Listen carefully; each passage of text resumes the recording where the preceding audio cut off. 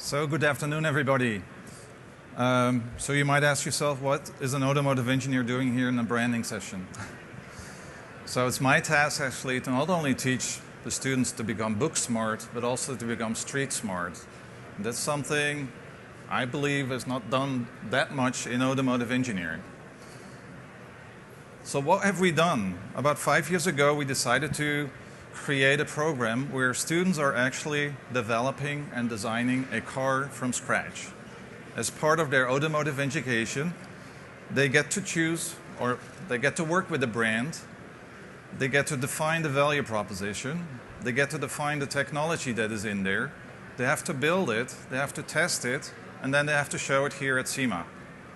So I think there isn't anything greater during your education than to do this, to show that you actually understand the material and ready to go into industry, because this is actually the job they will do in industry. So I'm going to focus really only on the first block, really the strategic phase. What's the next big thing? I mean, John talked about it. How do we get there? What's next?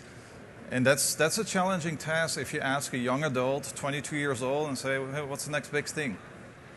So what we do is we really go into a little bit more in-depth analysis of the brand, analysis of the consumers, and analysis of the opportunities that we have in the market. And one of the challenges that we have as an automotive industry is that we have consumers that are very diversified. You all basically want something new the next day. But if you go back into a production system and a vehicle development process, it's really a long-term process. It takes about 3 years to develop a car, 3 to 5 years. It's probably on the market for another 5 years. So we're talking, if we start with a vehicle today, in 2023 it is still on the market and it has to be fresh. And in addition, building these vehicles, it involves enormous capital investment. I mean, the ways vehicles are built today really require millions and millions of dollars of tooling, and you cannot change that tomorrow. So that's our challenge. But let's go a little bit back on what we don't want to do. If we tell engineers to build their dream car, you'll get this. They don't care what's outside. They care about technology, and they want the biggest, the baddest, the greatest, the most horsepower, the best handling car. Does this match for every consumer? Probably not. If you ask designers to build the dream car, it's going to be something like this. Probably has at least 26-inch rims, very short overhang, very dynamic, low greenhouse. Maybe somebody fits in it, maybe not. So what's our challenge, or actually our opportunity, is to put the two together and let them figure out how to actually develop and design a car of the future. But the first thing that we need to do is actually find a sponsor, because we don't have a brand. We don't want to develop a brand, not right now, but we need to understand the sponsor's brand. So that's the first job that an automotive engineering student needs to do, is say, hey, what's my brand about? And in this case, it was Mazda sponsoring a project. So we make a deep dive into Mazda. What's the Mazda culture? What's Mazda about? And what makes Mazda different from Toyota or Nissan? And this brand has certain attributes and personalities, and for a Mazda it has to be stylish, has to be insightful, and has to be spirited, has to be fun to drive. That's the zoom zoom. That's one start. The next start is, well, what are all the other attributes that make this brand? So this is something not very tangible. You basically have to ask people, what do you think about this brand? And now this is a little quiz. And those who were here on Monday are not allowed to answer. What brand is this? It's a very well-balanced brand. There's nothing extraordinary, no polarizing aspects. This is Chevrolet. Chevrolet is really a well-balanced brand. It has to address a large market share. So this is not something you can play with by polarizing in one area or another area. Let's go to this one. So it's a very sporty, youthful, fun-to-drive vehicle, absolutely not family-oriented. So don't even think about taking kids in this car. It's bold and distinct, but it's also a little bit exclusive. Any ideas? No? Mini? Do you agree? Yep. So let's look at somebody that would like to copy Mini. It's about the same attributes, sporty, youthful, a little bit less, but definitely at a lower price level. Come on, Scion, exactly. So Scion is very much inspired by Mini at a very much lower price level, simpler execution, but they both go after a very polarizing market share, which also means that this is not $1 million or a million volume customer, but it's more like a niche model. But we have to be careful just generalizing markets and demographics. So what we also do, or what we actually ask the students to do, is, well, dive one level deeper. Do all people think the same way? So this is an attribute, youthful, and you see that actually Gen Ys, baby boomers, Gen X's, and silents think very much alike in terms of what's youthful, except the older folks, 68 and up, think that Smart and Fiat is very youthful, and that's definitely much less with the younger folks. And you see at the bottom, it's maybe shocking for Cadillac, but the young kids don't think that Cadillac is youthful, even though Cadillac is starting to brand in that direction. What about distinct? So what sets a design apart from another design? And it's again Mini, and surprisingly maybe Audi is one of the brands that is very much in focus for young adults, even if they cannot afford it. This is a very well-balanced brand that they aspire, that they would like to be seen in when they show up somewhere for a job interview or a business meeting. But you also see that if you just go one generation further, Generation X, it's totally flipping around. They go for Buicks and Lincolns and Cadillacs, and yes, Mini is there. And that again flips around if you go one generation further. So here you have to be careful that you have to understand who you're targeting for. If it's for younger demographics or in older demographics, what attributes are actually important for that brand. Let's go to sporty. Porsche, probably not many Gen Ys and Gs can afford that vehicle, but this is definitely on the number one. And that's fairly consistent among all generations. So Mini and Porsche are actually very much alike, but on a different level of course, price.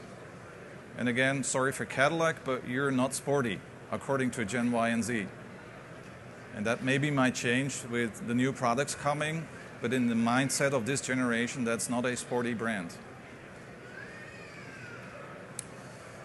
Besides looking at the brands, we also have to look into demographics, and we've done a fair amount of work on young adults. And surprisingly, a lot of OEMs come to us and say, well, we don't understand this young generation. Can you tell us what we need to do? So what we always do is we data mine quite a lot and try to understand what's in their minds. It starts really with understanding what type of vehicle do they gravitate to today. I'm not going to discuss all the numbers, but you should definitely see there is a transition for very young people from passenger cars to more SUVs and pickup trucks. There's definitely also a gender bias, so if you really want to target female customers, better not make a pickup truck for them. Then we have to look into psychographics, and this is not intended for you to read, but I'm going to have a little quiz again for you. Basically, what we also know from a marketing database is that the activities that people are involved in. So I'm going to make a little quiz again. Who are the couch potatoes? So the couch potatoes are the people that watch TV, that basically said in the survey, I'm watching TV, I'm into DVRs, I'm into really a lot of seated type of activities. Chevrolet, GMC, and Dodge. Who are the people that party? Volkswagen, Mini, and BMW customers. So they're most outgoing, and this is important. If we go to the Gemba, we go there. If you want to address Volkswagen as a brand, go to the nightclubs. Who's most active? I mean sporting, jogging, biking. It's difficult, is it? Mini, BMW, Subaru. So if I were Mini, I would go to Nike and say, hey, let's team up, let's co-brand, let's do something. You have an interesting fuel band. Let's just hook up the fuel band to my car and let's create something new out of it. Now the last one, hopefully that's a little bit easier, social media. So who are the whiz kids that are basically online 24/7? Scion. So Scion, Kia, and Mini again. So again, if you want to target that customer segment, those are the brands that actually are on the forefront of social media. We could take it a little bit further. This is always a debate, who is iOS and who is Android. So who do you believe is the Apple fan among the brands? It's unfortunately the premium brands, Mini, BMW, and Mercedes-Benz. And the Android fans are the Chrysler, the Dodges, and the Kias. One more and then we'll continue. Who shops at Walmart? Speaking about going to the Gemba again. So if you want to reach those customers, set up something with Chevrolet, Dodge, and Kia, because those are the people that most often shop at Walmart. If you want to go a little bit more premium upscaled, these people earn a little bit more money. They probably shop more often at Porsche, as a Porsche, Volvo, and Volkswagen owner at Whole Foods. So this gives us an idea about who that potential customer is and what they're doing. And what we basically ask the students to do is generate a profile. Who is that owner of that particular brand? What amount of money do they make? Where do they live? Even into how many children do they have, and what activities do they participate in, and which activities don't they participate in. That's the starting point of creating the new value proposition. We need personas. So the most difficult thing for an engineer and a designer is not to engineer and design for themselves. Because every engineer and designer wants to build their dream car. Later on in industry, that's not going to happen. They have to think in the mindset of somebody else. So we define personas. So this is a persona for the next Deep Orange. It's a young female living in New York, and our male students and female students have to work with this persona. And every decision we make in the project, we come back, is this relevant to this persona? Is this relevant to the brand that this persona will drive? If we don't do this, we end up with a V8 and torque steer and a lot of interesting technologies, but this person probably wouldn't care about that. Let's go a little bit beyond the product attributes. And last year, you might have heard and seen that Toyota has changed their slogan, "Let's go places." And a couple of months later, Chevrolet changed their logo or changed their phrase from "Find New Roads." There's nothing about the vehicle in there. It's all about the experience that this vehicle makes when you go places. So this is becoming important because vehicles are so similar today in terms of what their capabilities and performance are. Now the experience is actually getting much more interesting. So what we've started to do as a next project is really looking at what we call an urban lifestyle vehicle for Generation Z. The difficulty is that these kids are still in high school today. They're probably not that interested in vehicles, but at one point they will start becoming interested in cars, and then the big question is, what will they be interested in? We made a little wordle about what we believe is important to this generation, and you see vehicle, mobility, lifestyle, urban, Gen Y. Those are important words that will come back over and over again in this project. It doesn't say horsepower, four-wheel steering, and anything else like that. What the challenges are with this generation is, of course, money. That's the first hurdle of getting access to a vehicle. That is very expensive. The starting price of a vehicle is $20,000 and up. Getting insurance for this generation is almost impossible if you're below 24. So this challenge is really, can we make a vehicle for Gen Z more accessible? Some people say that social media is the cause of a decline of vehicles for this generation. I personally believe it's not the case. They're basically delaying the purchase options right now for financial reasons. I still believe that social media is an enabler for this generation to go places. It's really, how do we meet up and where do we go? And we go with a car. Talking about social media, today's vehicle is basically what we call a distraction. It's not the social media as the distraction, the vehicle is a distraction of what they would like to do. So the challenge that we have here is how do we create desirability for this generation? And we believe we have some solutions that we're going to showcase here next year. So the solutions are that we're going to look into different business models. And I'm not talking car sharing, because that's not really what this generation is looking for, but different business models that really balance their needs and their wants. This is a generation that needs during the weekday something very cheap and very small, but wants during the weekend or during the week evenings, when they want to go somewhere, something totally different to go out with friends. So there's definitely a big difference between needs and wants, and how can we address that? But most important is, how do you create a lifestyle around mobility? How can you incorporate social media in a vehicle totally different from today? What we see today is we just basically put the smartphone in the car with the same interface. Yes, we have Facebook in the car, we can access this, but there's absolutely no role of the car. The car is just a car the way it is 10 years ago, is driving. There's no connection of social media with the car at all.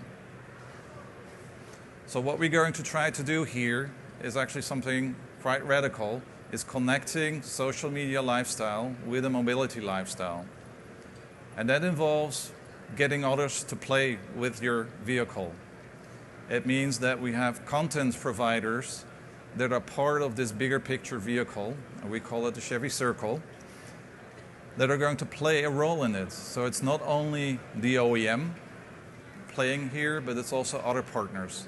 And then of course we have the consumers that are going to put this information into context. How are your friends going to be influencing your vehicle? Is there a way for personalization, customization that goes beyond what we know today? So we'll show this vehicle next year. It's sponsored by Chevrolet, and it's really about creating the excitement by engaging the owners to create their own experience. Very much in alignment with what GoPro is doing with their cameras. We do have a vehicle available today, and that was sponsored by Mazda. We called it the next big thing, and it's actually completely finished and it's out there for you to look at. And it's a vehicle created for Gen Y by Gen Y.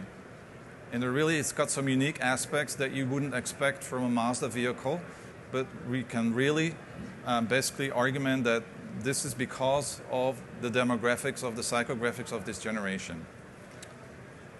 With that, I'm at the end of the presentation. Thank you very much.